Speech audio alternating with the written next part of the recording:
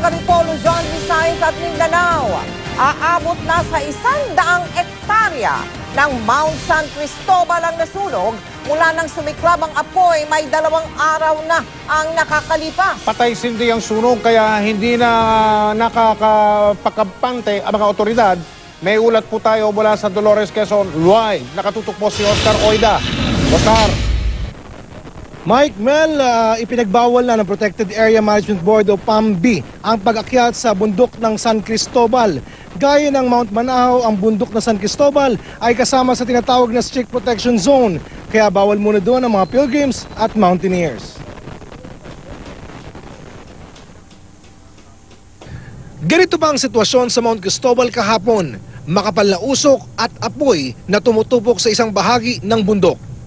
Pasado alas 7 kaninang umaga nang sumama kami sa pag-inspeksyon ng BFP sa nasusunog na bahagi ng Mount San Cristobal sa Sitio Acacia, Barangay Santa Lucia, Dolores, Quezon.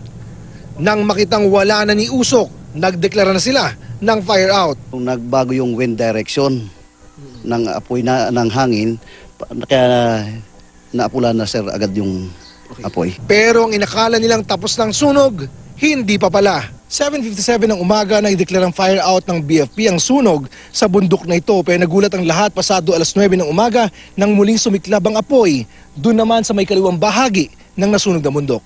Baka ubusin ho yung buong maberding yan eh. Baka ubusin mo.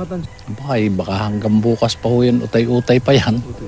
Ang problema talagang hindi kayang abutin ng fire truck to. Kasi almost 3 kilometers doon sa nasusunog na area, yung lugar. Maaring gumapang ang apoy at nang muli mag-init ang panahon, sumiklab na naman ang sunog. Sa pinakuling ulat, umabot na sa 100 ektarya ang natutupok. Pasado alauna ng hapon, muling umakyat sa Sitio Acacia ang BFP firefighters para i-assess ang sitwasyon. Mula sa paanan ng Mount San Cristobal, makikita ang lalo pang lumalawak na pinsala. Walang magawa ang BFP kundi mag-abang at maganda sa pagbigay ng babala kung sakaling gumapang ang apoy malapit sa kabahayan. May usap-usapan daw na baka may umakyat na pilgrim at nakaiwan ng nakasinding kandila. Pero mas malaki raw ang posibilidad na mainit na panahon ang dahilan. Ang vegetation po doon ay mga grasses. Pag ganito pong mainit ang panahon, natutuyo po siya. So, simpleng siga lang, nag-i-spread out agad ng sunog.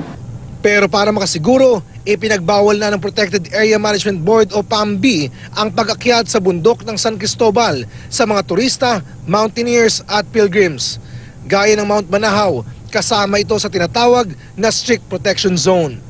Nakatakda rin kausapin ng lokal na pamunuan ang mga nagkakaingin at namumuhag.